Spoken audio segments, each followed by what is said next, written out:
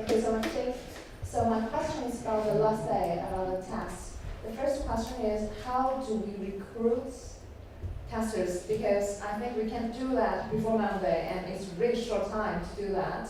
And the second one is, if we cannot do face-to-face test interview, are there some alternatives to do that?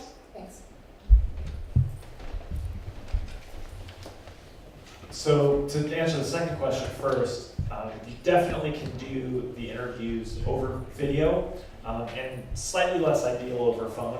And I would say maybe, I don't know, a third or half of the sprints I've been in have been remote interviews, because to find the customer who most closely matched the target, it was really important to get those right people, and they weren't necessarily in the same city.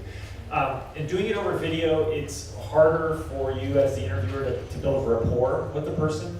A lot of times people are going to be reluctant to turn on their webcam, so you might just be looking at their screen and hearing their voice.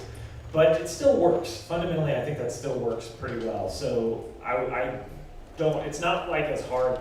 Another question that often comes up is this, maybe came up last night, is a remote design sprint, where everybody is remote during the sprint itself. That's really hard, that's really challenging and doable. It's not as hard to do remote interviews. It is work, but it's not as, I think, as portable. To recruit the right customers, I mean, there's probably people in this room who can answer, well, I guarantee you there are people in this room who can answer better than I can for recruiting, especially in Europe or even specifically in Switzerland. In fact, I might turn this over to you, but the general thing is, it's really important to ask whomever you're recruiting to fill out a screener, so that you're screening them for certain behaviors. I want to make sure that they match the behavior type. And this is kind of my main beef with personas, is that they often are more about demographics than they are about behaviors. I want to know what are the behaviors or the activities that this person does, or the tools that they use, or the role that they have at work that let me know that they're specifically in my target. And so I want to make sure I cast a net and then filter what comes in on that net.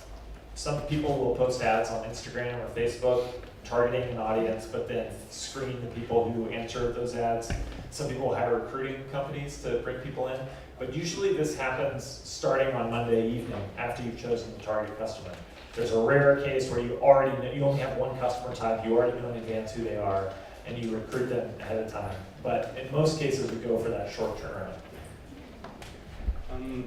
Ourselves, we have a bit of a problem sometimes with that, because like if you are a Google manager, it's pretty easy to say, oh, just come on Friday like for a test, and people are going to show up, you're going to be on time.